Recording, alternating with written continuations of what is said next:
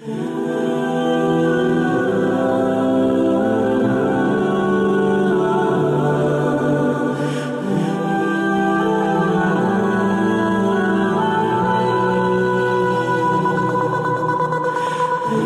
ابو دجانہ رضی اللہ تعالیٰ عنہ بڑے بہادر، دلیر اور میدان جنگ میں اگلی صفوں میں لڑنے والے مجاہد تھے۔ غزوہ احد میں ان کے بہادری کے کارنامے اسلامی تاریخ کا حصہ ہیں۔ غزوہ احد میں ایک طرف مشرکین کا جھنڈا مارکے کا مرکز ثقل تھا تو دوسری طرف میدان کے بقیہ حصوں میں بھی شدید جنگ جاری تھی۔ مسلمانوں کی صفوں پر ایمان کی روح چھائی ہوئی تھی، اس لیے وہ شرک و کفر کے لشکر پر اس سیلاب کی طرح ٹوٹے پڑ رہے تھے جس کے سامنے کوئی بند ٹھہر نہیں پاتا، اور اس جنگ میں یہی ان کا شعار تھا۔ ادھر ابو دجانہ رضی اللہ تعالیٰ عنہ نے اپنی سرخ پٹی باندھے، رسول اللہ صلی اللہ علیہ وسلم کی تلوار تھامے اور اس کے حق کی ادائیگی کا عزم مصمم کیے پیش قدمی کی اور لڑتے ہوئے دور تک جا گھسے۔ وہ جس مشرک سے ٹکراتے اس کا صفایا کر دیتے۔ انہوں نے مشرکین کی صفوں کی صفیں الٹ دیں۔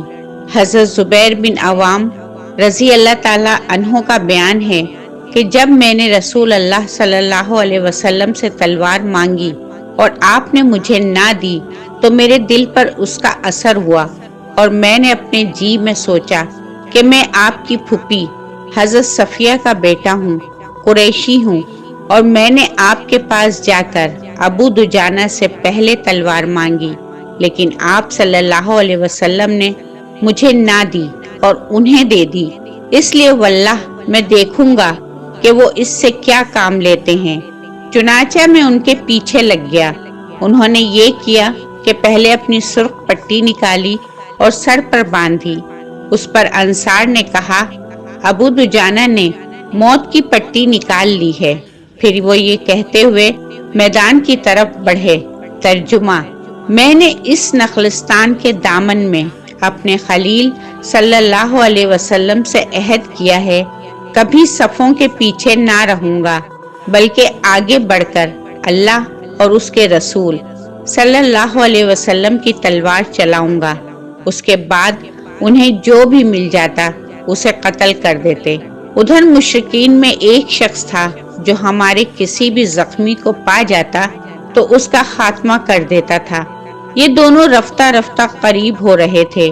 میں نے اللہ سے دعا کی کہ دونوں میں ٹکر ہو جائے، اور واقعتاً ٹکر ہو گئی۔ دونوں نے ایک دوسرے پر ایک ایک وار کیا۔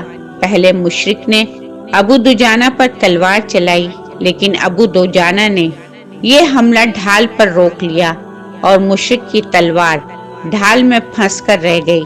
اس کے بعد ابو دجانہ نے تلوار چلائی اور مشرک کو وہیں ڈھیر کر دیا۔ اس کے بعد ابو دجانہ صفوں پر صفیں درہم برہم کرتے ہوئے آگے بڑھے، یہاں تک کہ قریشی عورتوں کی کمانڈر تک جا پہنچے۔ انہیں معلوم نہ تھا کہ یہ عورت ہے، چنانچہ ان کا بیان ہے کہ میں نے ایک انسان کو دیکھا، وہ لوگوں کو بڑے زور و شور سے جوش و ولولہ دلا رہا تھا، اس لیے میں نے اس کو نشانے پر لے لیا، لیکن جب تلوار سے حملہ کرنا چاہا تو اس نے ہائے پکار مچائی اور پتہ چلا کہ عورت ہے۔ میں نے رسول اللہ صلی اللہ علیہ وسلم کی تلوار کو بٹا نہ لگنے دیا کہ اس سے کسی عورت کو ماروں۔ یہ عورت ہند بنت عتبہ تھی۔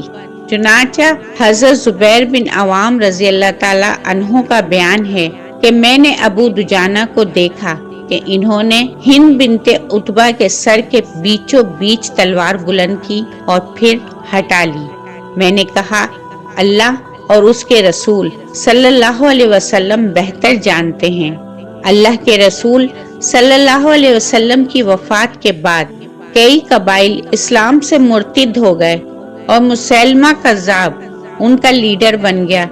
چنانچہ ان مرتدین نے زکوٰۃ دینے سے انکار کر دیا۔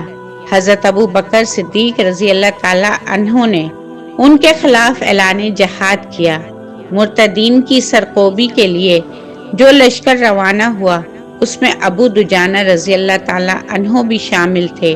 یمامہ کے مقام پر بنو حنیفہ کے مرتدین سے جو جنگ ہوئی، اس میں ابو دجانہ رضی اللہ تعالی عنہ نے بہادری کے وہی جوہر دکھائے جو رسالت مآب صلی اللہ علیہ وسلم کے دور میں دکھائے تھے۔ یمامہ میں ایک بڑے باغ کے درمیان قلعہ تھا جس میں مرتدین جمع تھے۔ وہ قلعہ بند ہو کر لڑائی کر رہے تھے اور مسلمانوں کو نقصان پہنچا رہے تھے۔ ضرورت اس امر کی تھی کہ کوئی شخص قلعے کے اندر کود جائے اور قلعے کا دروازہ کھول دے تاکہ مجاہدین قلعے میں داخل ہو سکیں۔ حضرت ابو دجانہ رضی اللہ تعالی عنہ نے اپنے ساتھیوں سے کہا، کسی طرح مجھے اٹھا کر قلعے کے اندر اتار دو تاکہ میں دروازہ کھول سکوں۔